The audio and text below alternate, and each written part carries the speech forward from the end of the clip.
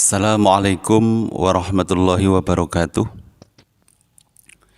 Bismillahirrahmanirrahim.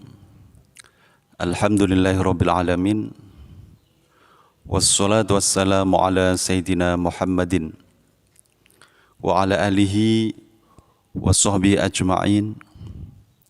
Rabbi shrah li sadri wa yassir li amri wahlul 'uqdatam min lisani yafqahu qawli, amma ba'du. Al-Quran menyebut kebaikan-kebaikan, baik itu kebaikan di dunia maupun kebaikan di akhirat, bagi orang-orang yang mau dan mampu berlaku sabar. Di depan saya ini kitab yang dikarang disusun oleh Profesor Dr. Yusuf Al-Qaradawi, di mana kitab ini menukil salah satu bab di dalam kitab Ihya Ulumuddin karangan Imam Al-Ghazali, As-Sabru fil Qur'anil Karim. Yang pertama, Allah menyebut orang-orang yang sabar, memberi janji kepada orang-orang yang sabar. Yang pertama, ma'iyatullahi ta'ala lis-sabirin, kebersamaan Allah dengan orang-orang yang berlaku sabar. Allah Subhanahu wa ta'ala berfirman di dalam Al-Quran, innallaha ma'as-sabirin, sesungguhnya Allah itu bersama orang-orang yang sabar. Berikutnya, nomor 2, mahabbatullahi ta'ala lahum, apa yang dijanjikan oleh Allah kepada mereka orang-orang mukmin yang bersabar. Mahabbatullahi ta'ala lahum, kecintaan Allah Subhanahu wa ta'ala terhadap mereka yang berlaku sabar. Allah berfirman, wallahu yuhibbus sabirin, Allah mencintai orang-orang yang berlaku sabar. Ini yang kedua. Yang ketiga, itlaqul busyra lahum, mutlaknya kabar bahagia, kabar gembira terhadap mereka yang bersabar. Allah berfirman, wa basyiris sabirin, hai Muhammad, berilah kabar gembira kepada mereka-mereka yang mau berlaku sabar. Yang keempat, ijabul jaza lahum bi ahsani a'malihim, Allah mewajibkan balasan yang baik terhadap mereka yang berlaku sabar, karena sabar ini juga termasuk kategori amal yang baik. Wala najziyannalladzina sabaru ajrahum, dan kami Allah akan membalas mereka-mereka orang-orang yang berlaku sabar, yaitu pahala bagi mereka, bi ahsani ma kanu ya'malun, dengan sebab kebaikan yang mereka perbuat, yaitu sabar. Nomor 5, al-khusulu ala darajatil imamati fiddin. Janji Allah terhadap orang-orang yang sabar hasil terlaksananya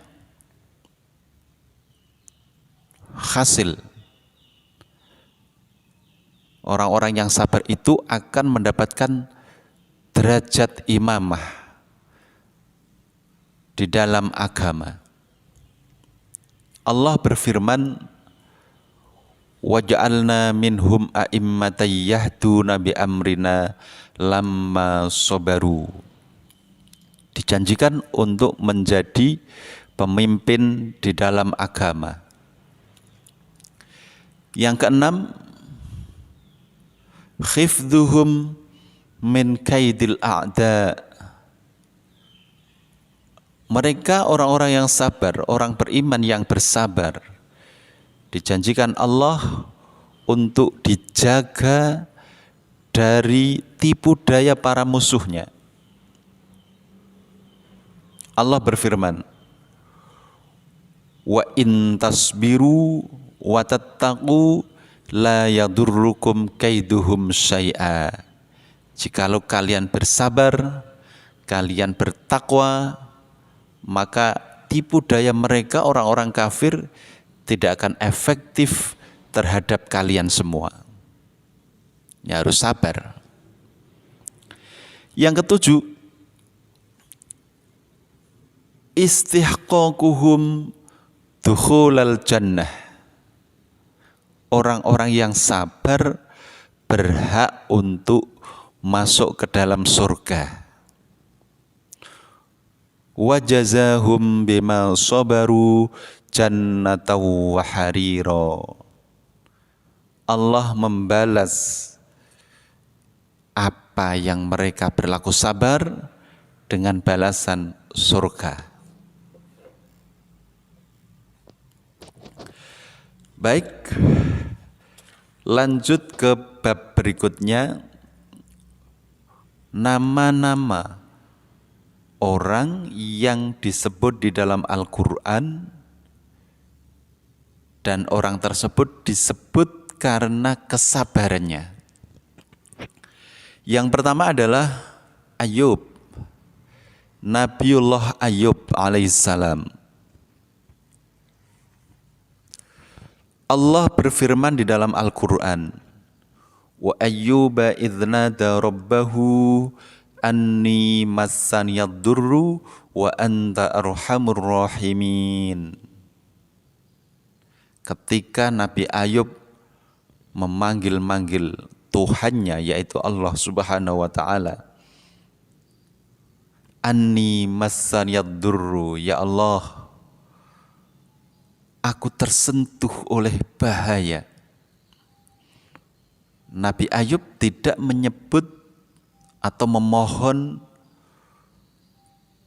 hartanya kembali, tidak meminta kepada Allah keluarganya kembali, juga tidak memohon kepada Allah kesehatannya dikembalikan.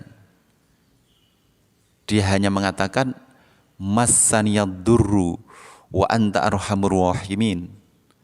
Sedangkan engkau adalah zat yang maha penyayang.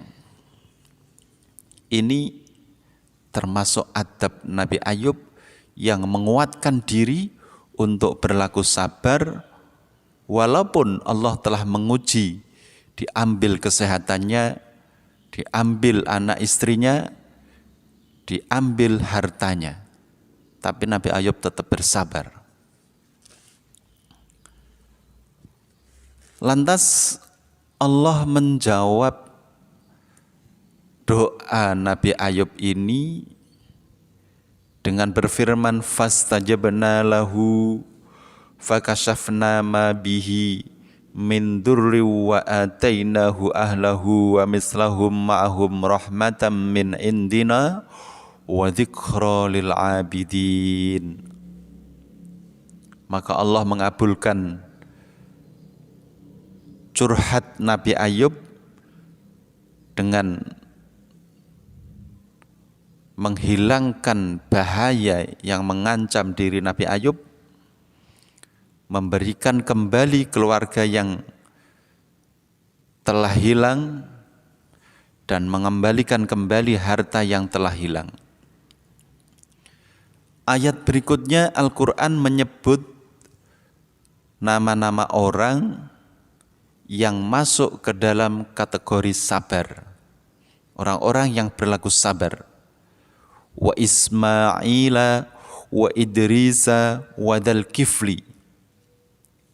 Setelah menyebut Nabi Ayub, Al-Quran menyebut nama Ismail, wa Ismaila, wa Idrisa, menyebut nama Nabi Idris, wa Dzal Kifli, menyebut nama Nabi Dzulkifli. Kullum minas sabirin, mereka semua itu tergolong orang-orang yang sabar.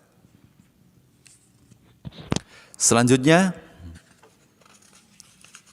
ini bab keempat di dalam kitab As-Sabru fil Qur'anil Karim.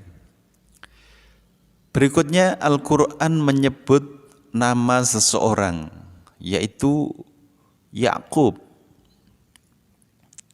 Yakub ini, Nabi Yakub alaihissalam, diuji oleh Allah dengan bala yang besar luar biasa, yaitu berpisah dengan anak tercintanya yang bernama Yusuf, Nabi Yusuf. Disusul beberapa tahun kemudian berpisah dengan anak tercintanya, yaitu adiknya Nabi Yusuf yang bernama Bunyamin. Nabi Yakub tetap bersabar.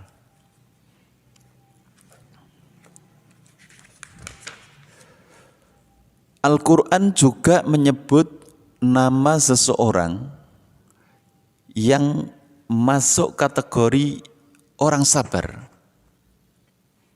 Siapa itu? Yusuf. Allah menyebut Nabi Yusuf sebagai orang yang sabar. Bala apa yang ditimpakan Allah terhadap Nabi Yusuf sebagai ujian? Nabi Yusuf berpisah dengan ayah tercintanya, yaitu Nabi Yakub, sampai puluhan tahun. Nabi Yusuf diuji dengan kejelekan akhlak saudara-saudaranya. Nabi Yusuf juga diuji, dibuang ke dalam sumur. Nabi Yusuf juga diuji, Nabi Yusuf juga diuji berpisah dengan adiknya yang bernama Bunyamin. Dan yang luar biasa, Nabi Yusuf diuji dengan seorang wanita. Dan Nabi Yusuf tetap bersabar. Nabi Yusuf ini merupakan anak dari Nabi Yakub. Faqad kanat hayatuhu silsilatan. Faqad kanat hayatuhu silsilatan mutalahiqatan minal bala. Kehidupan Nabi Yusuf merupakan mata rantai bala dari ayahnya, kemudian ke dirinya, kemudian ke putra-putranya.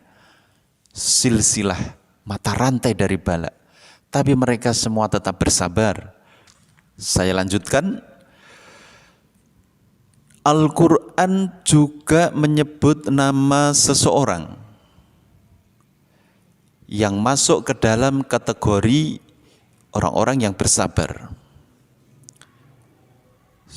Sabaru dzabihi Ismail, kesabaran Ismail dan Ibrahim dalam menjalankan perintah untuk menyembelih Ismail.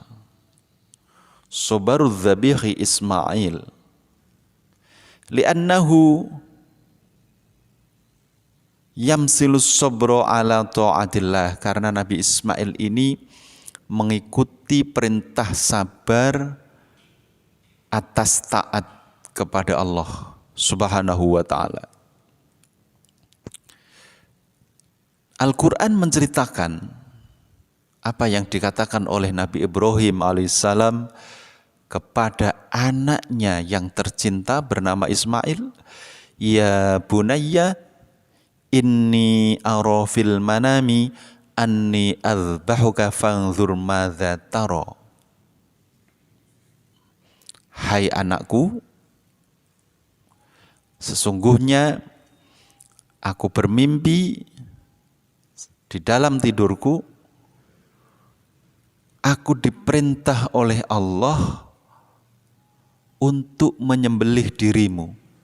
Fanzur madza tara. Coba angan-anganlah, apa pendapatmu? Sebagai anak yang soleh, yang taat terhadap orang tua, yang taat terhadap Tuhannya, maka Nabi Ismail menjawab dan diceritakan oleh Al-Quran firman Allah, ya abatif'al ma tu'mar. Hai ayahku, kerjakanlah apa yang engkau telah diperintah.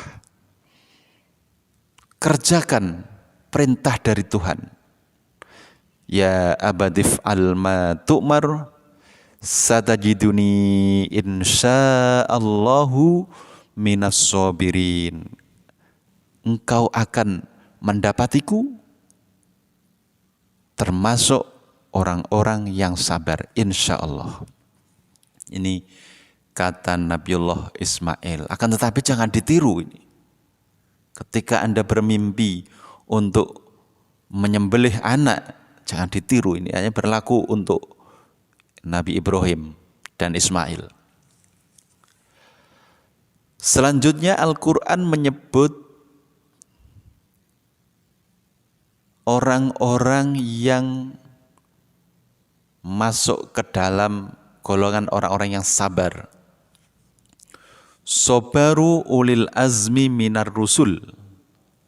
Sabarnya ulul azmi, Rasulullah yang masuk ke dalam ulul azmi. Mereka orang-orang yang sabar menghadapi cobaan. Apa itu ulul azmi? Ulul azmi merupakan gelar khusus yang diperuntukkan para rasul yang mempunyai ketabahan luar biasa dalam menghadapi ujian Allah. Siapa mereka itu ulul azmi? Ulul azmi yaitu Nabi Nuh, Nabi Ibrahim, Nabi Musa, dan Nabi Muhammad. Ada 5 ya. Ada 5. Ulul azmi ada 5. Nabi Nuh, Nabi Ibrahim, Nabi Musa, Nabi Isa, dan yang terakhir Nabi Muhammad sallallahu alaihi wasallam. Al-Quran menyebut dengan sebutan ulul azmi. Fasbir kama sabara ulul azmi minar rusul. Bersabarlah seperti sabarnya ulul azmi, rasul-rasul, utusan-utusan yang masuk ke dalam ulul azmi. Semoga kita masuk ke dalam golongan orang-orang yang bersabar dan mendapatkan janji Allah bagi orang-orang yang sabar. Semoga bermanfaat. Mohon maaf atas segala khilaf Wabillahi taufiq wal hidayah. Wassalamualaikum warahmatullahi wabarakatuh.